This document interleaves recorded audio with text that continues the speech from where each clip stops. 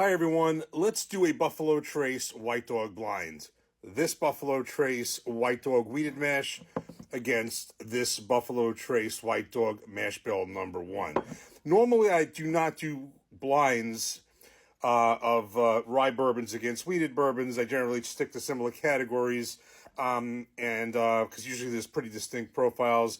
Rye bourbons tend to have a little bit more spice. These are generalities, but they tend to have more spice with rye as a secondary grain. Wheated bourbons tend to have a little softer, more doughy type of profiles with wheat as a secondary grain. But I found something very similar in these two, although we're going to tell the truth, obviously, what I really feel from a blind. When I did each of these, I kind of think at this point, just from just doing non-blind, that I preferred the mash bill number 1 a little bit better, this white dog, than the wheated white dog. Normally, I mean, I'd say overall, I'm pretty much maybe kind of lean more towards being, wheated bourbons.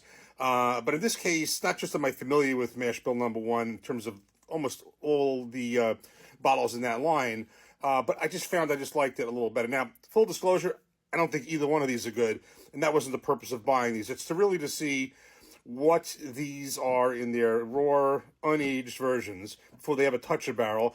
And what these are basically the building blocks for things to come. The wheated bourbons, for something like this, as an example, the Buffalo Trace Kosher Wheat recipe, the Weller line, and the mash bill number 1 for something like as great as Stag, or just Buffalo Trace, Benchmark, Eagle Rare, or E.H. Taylor. What I found was two things that were very similar with both of these. Intense sweetness and a lot of ethanol, actually a third thing, and very hot. So this is 114 proof, the wheated mash, and this is 125 proof mash bill number 1. I found they both drink way above their proof.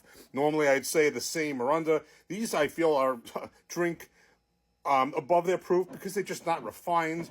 Whereas something like this, which is 129 proof, I feel certainly actually wasn't even as hot as this mash bill number 1 because it drinks.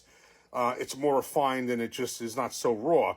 So I found these are both very sweet and both very hot, and a lot of ethanol. So in that case, with that similarity, I figured, well, I might have preferred mash bill number 1, thinking, just trying each one. But I like to do these blind.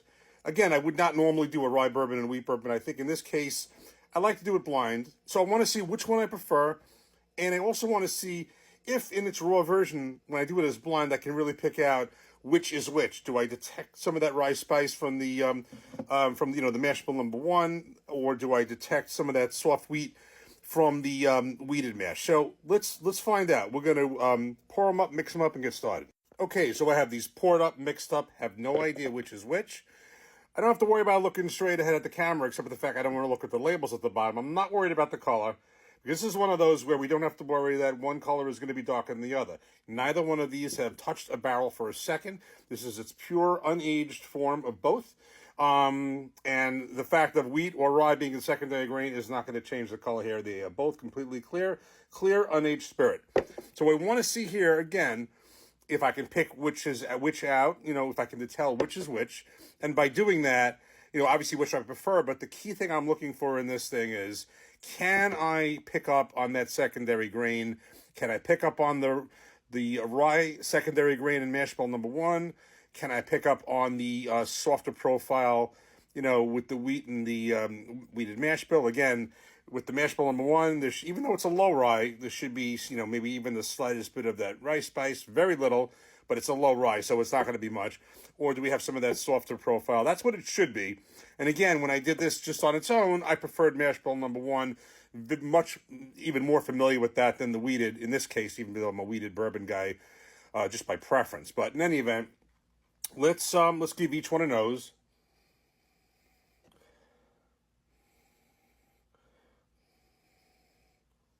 Okay, by sweetness that's coming out of the glass, I'm getting more sweetness out of this one.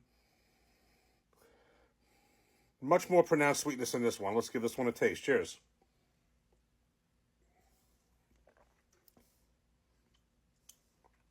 Now, and I'm wondering about, when I'm doing this blind, maybe I'm picking more up. Technically speaking, if I'm getting more sweetness, I would normally think that should be the wheated bourbon, not the rye, because you would get softer sweetness. They both have corn, although we don't know what the percentages are exactly. We just know that the The mash bill number 1 is low rye, under 10%, but we don't know any of the other percentages. So let me try this one. Cheers.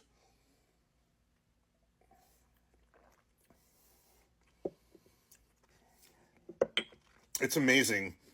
You know, you're trying to pick up stuff, but you're just getting such a raw form of this without any barrel influence. It's hard to imagine that these turn into the products that they do years later. Let me try this again.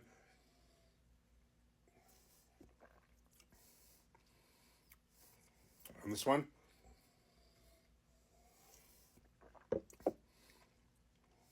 I think I'm getting more sweetness out of this one than this one. If I was going according to the way I looked at it when I had each one individually, I thought there was more sweetness, and more of that coming out of mash bill number 1 than the wheated. It's not the way it should work, but it's probably going to be wrong. I'm just going to say, let's just say this is mash bill number 1, this is the wheated.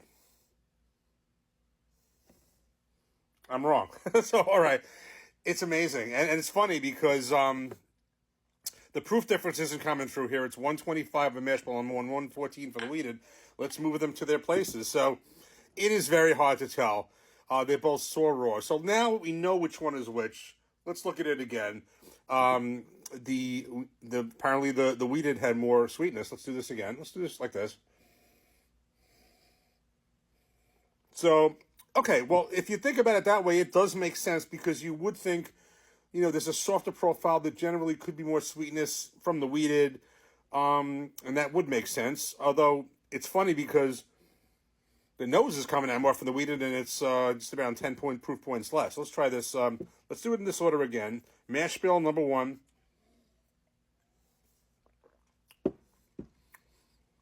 And the wheated.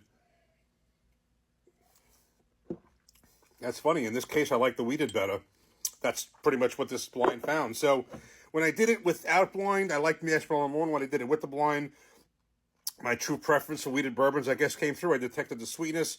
I guess that's the one I picked out. So I guess between, these two, I picked out something that would become this product or the Weller, kosher wheat recipe or the Weller, over something that would become, a Stag or a Buffalo Trace or an E.H. Taylor or an Eagle Rare, etc. But it's just, the bottom line is that neither one of these are great. They're just raw building blocks, a foundation for what is to come later on.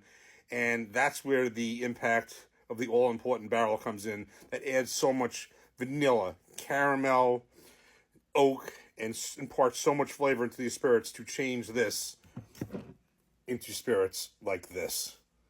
Very interesting. Cheers.